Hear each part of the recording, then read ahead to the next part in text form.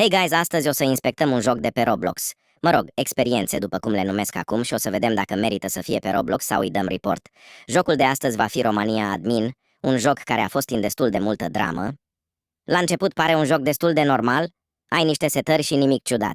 Aici am găsit un ursuleț, dar o chestie pe care vreau să o menționez este această chestie numită free chat, iar când este timpul de free chat, poți să înjuri fără a fi banat, ceea ce este ciudat într-un joc care poate fi jucat de copii de 5 ani sau mai mari, după cum spune age rating-ul. Alt lucru pe care l-am observat este că de multe ori îți apare acest prompt care te întreabă dacă vrei să cumperi un rank chiar dacă tu nu ai apăsat nimic. Iar aici au început să se audă aceste sunete ciudate. Apoi o mare parte din joc a explodat.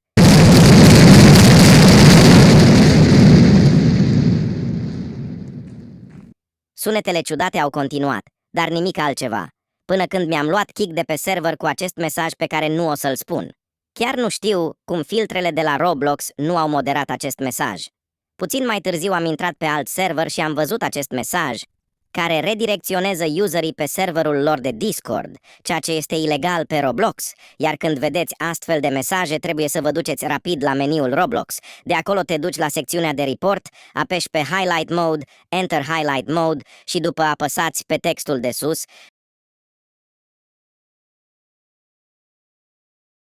și în dreapta selectați ce selectez eu și la text puteți să scrieți ce scriu eu, să scrieți din capul vostru sau să lăsați liber.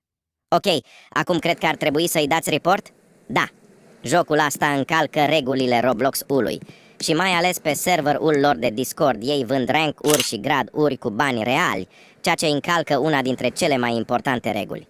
Anyway, dacă mai știi alte jocuri nașpa, spune în comentarii și abonează-te pentru a avea o șansă mai mare ca comentariul tău să fie ales. Bye!